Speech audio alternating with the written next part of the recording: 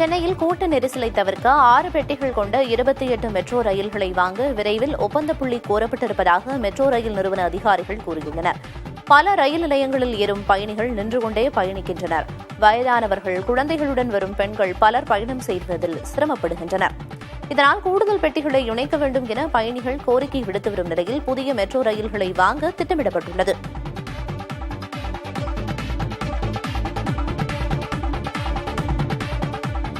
தனியார் மற்றும் நீதித்துறைகளிலும் இடஒதுக்கீடு முறையை அமல்படுத்த வேண்டும் என ராஷ்டிரிய ஜனதா தள கட்சியைச் சேர்ந்த தேஜஸ்வி யாதவ் கேட்டுக் கொண்டார். சாதிவாரி கணக்கெடுப்பு முடிந்த பின் இந்த துறைகளில் இடஒதுக்கீட்டை அமல்படுத்தி நிலுவையில் உள்ள மண்டல் கமிஷனின் பரிந்துரைகளை அமல்படுத்த வேண்டும் என வலியுறுத்தியுள்ளார். பல ஆண்டுகளாக இடஒதுக்கீட்டிற்கு எதிராக பேசி வந்த நிலையில் மக்களின் தேவை இதுதான் என்பதை உணர்ந்த பின் தேர்தல் நெருங்கும் நேரத்தில் சாதிவாரி கணக்கெடுப்பு நடத்த மத்திய அரசு ஒப்புக்கொண்டதாக தேஜஸ்வி யாதவ் கூறியுள்ளார்.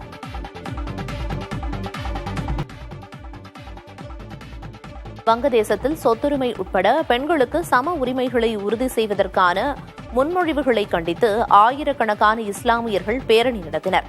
தலைநகர் டாக்காவில் பேரணியில் ஈடுபட்ட அவர்கள் வங்கதேச இடைக்கால அரசின் சீர்திருத்த ஆணையம் அளித்துள்ள முன்மொழிவுகள் ஷரியத் சட்டத்திற்கு முரணானவை எனவும் தங்கள் பெண்களுக்கு மேலை நாட்டு சட்டங்கள் வேண்டாம் எனவும் கூறினர்.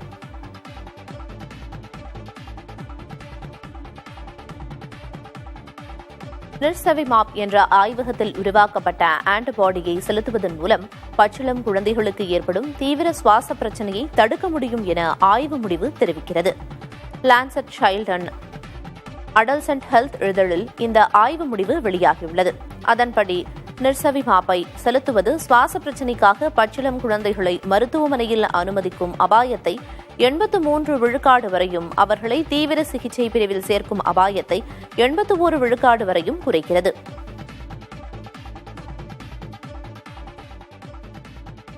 தமிழ்நாடு அரசு மருத்துவமனைகளில் பல் மருத்துவர் பணியிடங்களுக்கு தேர்வு எழுதியவர்களில் 8000 பேர் தேர்ச்சி பெற்றுள்ளனர்.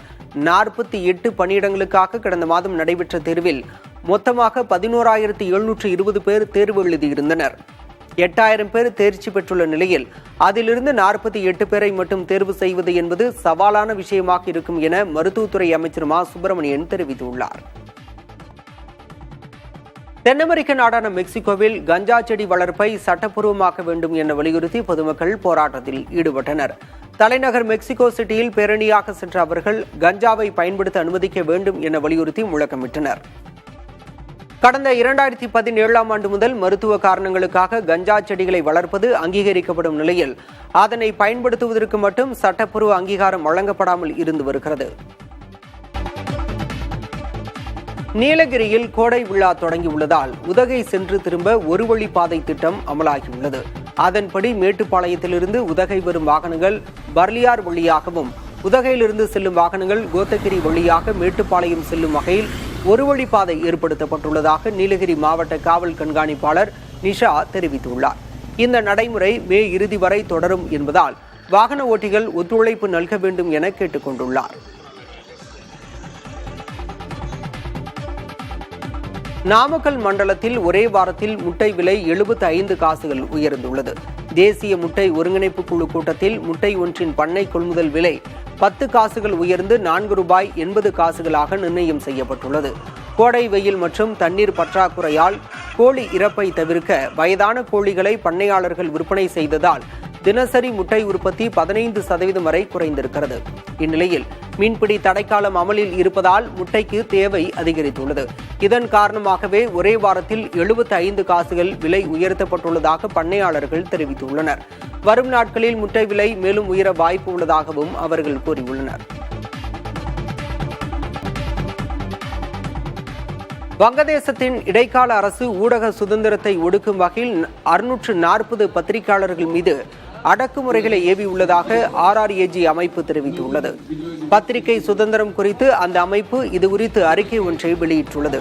அதில் வங்கதேச அரசு 182 பத்திரிகையாளர்களுக்கு எதிராக கிரிமினல் வழக்குகளை பதிவு செய்துள்ளதாகவும் 206 பேர் மீது வன்முறையை ஏவியுள்ளதாகவும் கூறப்பட்டுள்ளது.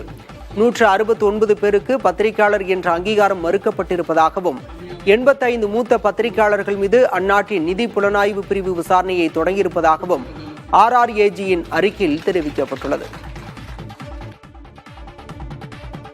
சென்னையில் மீன்பிடி தடைக்காலம் அமலில் உள்ள நிலையில் சிறிய ஃபைபர் படகுகள் மூலம் பிடித்து வரும் மீன்களை வாங்க ஏராளமானோர் குவிந்தனர். மீன்பிடி தடைக்காலம் காரணமாக மீன்களின் விலை சற்று அதிகமாக இருந்தாலும் பொதுமக்கள் ஆர்வத்துடன் வாங்கிச் செல்கின்றனர். இதனால் காசிமேடு மீன் விற்பனை நிலையத்தில் அதிகாலை முதலே கூட்டம் அதிகமாக காணப்பட்டது. 1 கிலோ சங்கரா மீன் 800 ரூபாயிலிருந்து 1000 ரூபாயாக அதிகரித்துள்ளது. இதேபோல 1 கிலோ சீலா மீன் 1200 ரூபாயாகவும் இறால் 850 ரூபாயாகவும் உயர்ந்திருக்கிறது.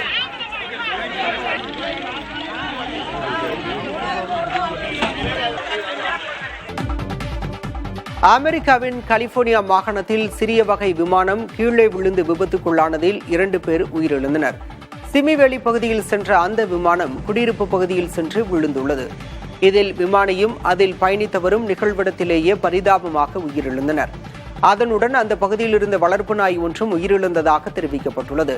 விமானம் விழுந்த இடத்தில் தீ விபத்து ஏற்பட்ட நிலையில் நிகழ்விடத்திற்கு விரைந்த தீயணைப்பு படையினர் போராடி தீயை கட்டுக்குள் கொண்டு வந்தனர்.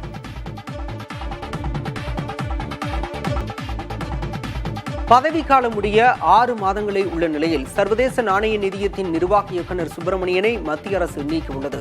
இந்த முடிவுக்கு மத்திய அமைச்சரவை நியமன குழு ஒப்புதல் அளித்துள்ளது. சுப்பிரமணியன் சர்வதேச நாணய நிதியத்தில் இந்தியாவை பிரதிநிதித்துவப்படுத்தும் நிர்வாக இயக்குநராக இருந்து வந்தார். சர்வதேச நாணய நிதியத்தின் சில நெறிமுறைகளை மீறியது உள்ளிட்ட காரணங்களுக்காக அவர் வாபஸ் பெறப்பட்டதாக தகவல்கள் தெரிவிக்கின்றன. கூட்டணி பேச்சுவார்த்தையின் போது தேமுதிகவுக்கு மாநிலங்களவை உறுப்பினர் இடம் தருவதாக அதிமுக கூறியது உண்மைதான் என அக்கட்சியின் பொருளாளர் LK சுதீஷ் தெரிவித்துள்ளார்.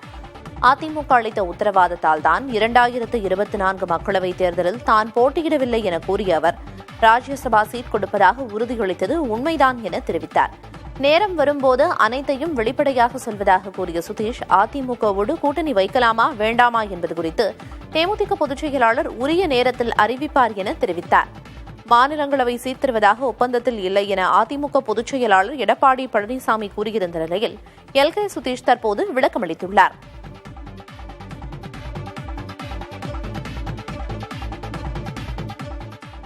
$18.7 லட்சம் மக்களுக்கு ஒரு நீதிபதி என்ற நிலை இருப்பதாக 2025 வெளியான இந்திய நீதித்துறையின் அறிக்கையில் தெரிவிக்கப்பட்டிருக்கிறது. இந்தியாவில் உள்ள 25 உயர்நீதிமன்றங்களில் 1114 நீதிபதிகள் பணியாற்ற வேண்டிய நிலையில் 769 பேர் மட்டுமே பணியில் இருப்பது தெரியவந்துள்ளது. நீதிபதிகள் பற்றாக்குறையால் 63 லட்சம் வழக்குகள் நீதிமன்றங்களில் நிலுவையில் உள்ளன. அதிகபட்சமாக அலகாபாத் உயர்நீதிமன்றத்தில் 81 நீதிபதிகள் காலிப்பணியிடங்கள் உள்ளன. இந்த நீதிமன்றத்தில் மட்டும் சுமார் 11,70,000 வழக்குகள் உள்ளன. 2024ஆம் ஆண்டில் 24 லட்சம் வழக்குகள் நீதிமன்றங்களை நாடி வந்த நிலையில் அவற்றில் 22,50,000 வழக்குகள் மட்டுமே முடித்து வைக்கப்பட்டன. இந்திய உயர்நீதிமன்றங்களில் 33 விழுக்காடு நீதிபதிகளின் பதவி காலியாக இருப்பதால் வழக்குகள் ஆண்டுதோறும் பெருகி வருவது தெரியவந்துள்ளது. நீதிபதிகள் பற்றாக்குறையே வழக்குகள் தாமதமாக விசாரிக்கப்பட காரணம் என டெல்லி உயர்நீதிமன்றம் கடந்த வாரம் தெரிவித்திருந்தது.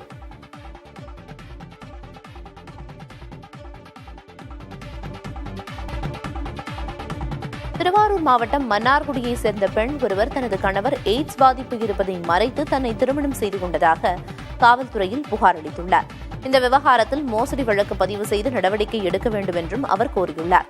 புகாரின் பேரில் அந்த பெண்ணின் கணவர் உட்பட 5 பேர் மீது காவல்துறையினர் வழக்கு பதிவு செய்து விசாரணை நடத்தி வருகின்றனர்.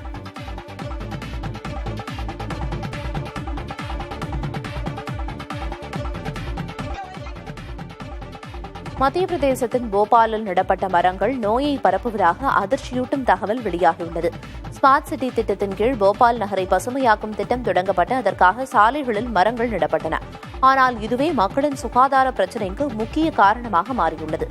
குறிப்பாக கோனாகார்பஸ் மரங்கள் நடப்பட்ட பகுதிகளில் உள்ள மக்களுக்கு மூச்சுத் திணறல், சுவாச பிரச்சினை, நுரையீரல் பிரச்சினை ஏற்பட்டதாக கூறப்படுகிறது. ஏமனிலிருந்து கொண்டுவரப்பட்ட இந்த மரங்களில் உள்ள மகரந்தங்கள் காற்றில் பரவுவதால் அதை சுவாசிக்கும் போது உடல்நல பிரச்சினை ஏற்படுவதாக மருத்துவர்கள் தெரிவித்துள்ளனர்.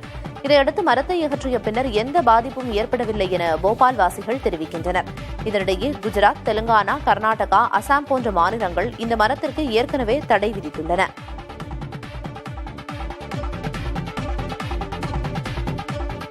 கஞ்சா பழக்கமுடைய புற்றுநோய் நோயாளிகளுக்கு உயிரிழப்பு ஏற்படும் ஆபத்து அதிகம் இருப்பது தெரியவந்துள்ளது. பெருங்குடல் புற்றுநோயால் பாதிக்கப்பட்டிருக்கும் நோயாளிகளிடம் கலிபோர்னியா பல்கலைக்கழக ஆராய்ச்சியாளர்கள் சமீபத்தில் ஆய்வு ஒன்றை நடத்தியுள்ளனர்.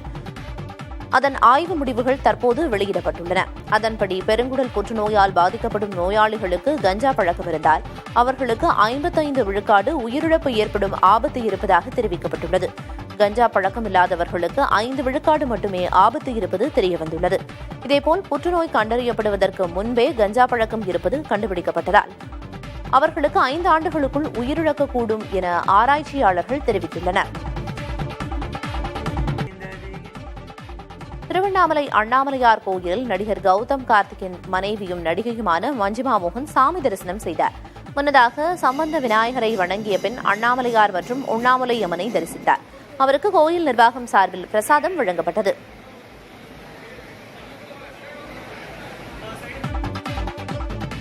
குறைந்த செலவில் ஏற்காட்டை சுற்றி பார்க்க சுற்றுலா பயணிகளுக்காக அரசு போக்குவரத்து கழகம் புதிய பேக்கேஜ் சேவையை தொடங்கியுள்ளது.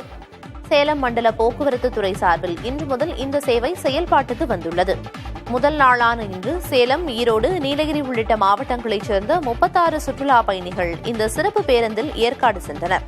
இந்த பேருந்து சேர்வராயன் கோயில், பகோடா பாயிண்ட், லேடிஸ் சீட், ரோஜா பூங்கா, ஏற்காடு ஏரி, அண்ணா பூங்கா உள்ளிட்ட முக்கிய இடங்களை பார்வையிடும் வகையில் இயக்கப்படுகிறது. மாலை 7 மணிக்கு மீண்டும் புதிய பேருந்து நிலையத்தை வந்தடையும். ஒரு நபருக்கு கட்டணம் 300 ரூபாயாகவும் சிறுவர்களுக்கு 150 ரூபாயாகவும் நிர்ணயிக்கப்பட்டுள்ளது. இந்த பேக்கேஜ் சேவை மூலம் சுற்றுலா பயணிகள் வாடகை வாகன செலவை மிச்சப்படுத்த முடியும் என்பதால் நல்ல வரவேற்பு கிடைக்கும் என எதிர்பார்க்கப்படுகிறது.